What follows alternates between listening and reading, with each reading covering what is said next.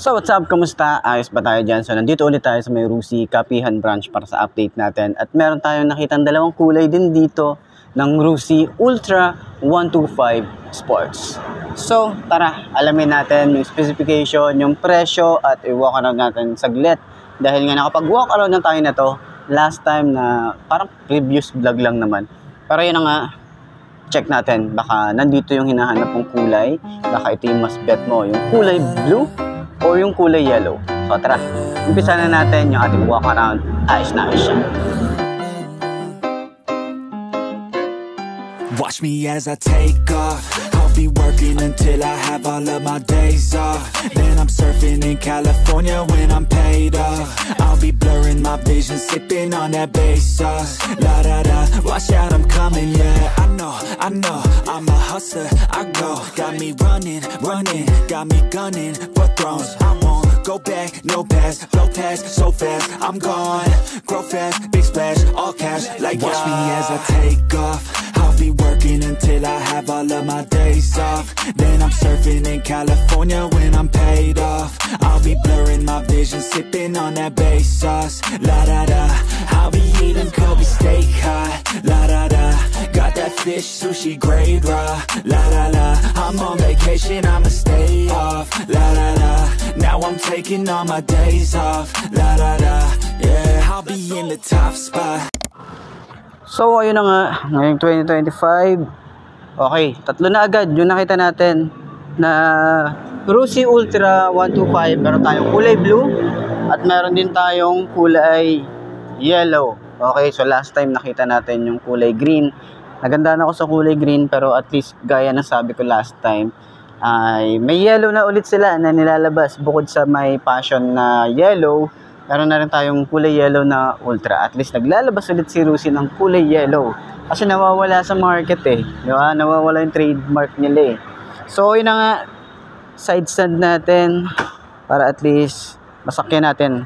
Sasakyan ko din tong isa. Ipapakiramdaman ko lang naman kung okay ba yung mga shock nila. Okay, harap at likod. So last time yata hindi ko na-check yung likod.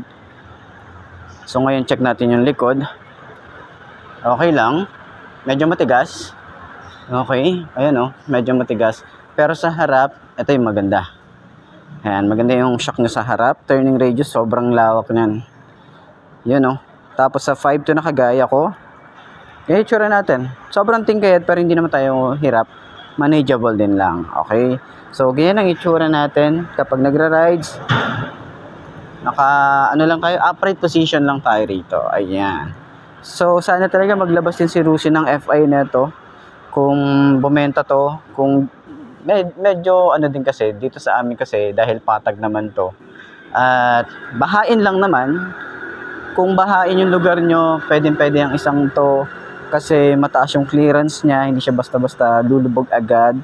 And yun din sa mga lubak, pwede din to. Kasi nga, dito sa amin medyo malubak din.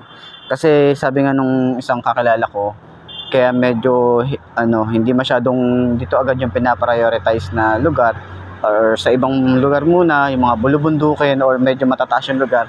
Ito talaga yung nauuna, no? Doon talaga sila nauuna. Katulad nun sa Tugigaraw, medyo pataas doon. And noon, nakita ko may isang vlogger na nag-vlog na to. Sabi ko medyo isang buwan na yata yun.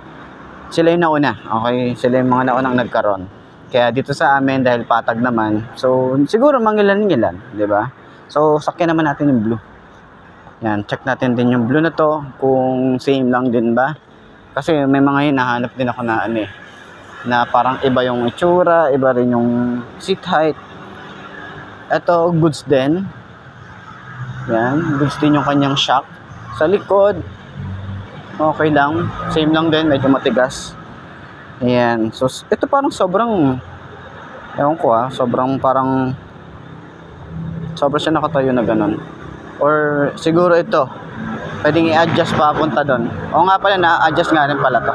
Pwede nyo pang i-adjust to, ganun. Diba? Luluwagan nyo lang to, tapos konting usad lang. Yan. So kaya sabi ko parang masyadong malapit dito compared doon. Yan. Dito lang pala yan. So yun lang naman.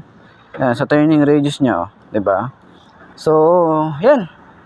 So sa lahat ng mga gustong kumuha, puntahan nyo na lang dito sa Rusi Kapihan or pwede nyo kayong message sa aking Facebook page. Ayos.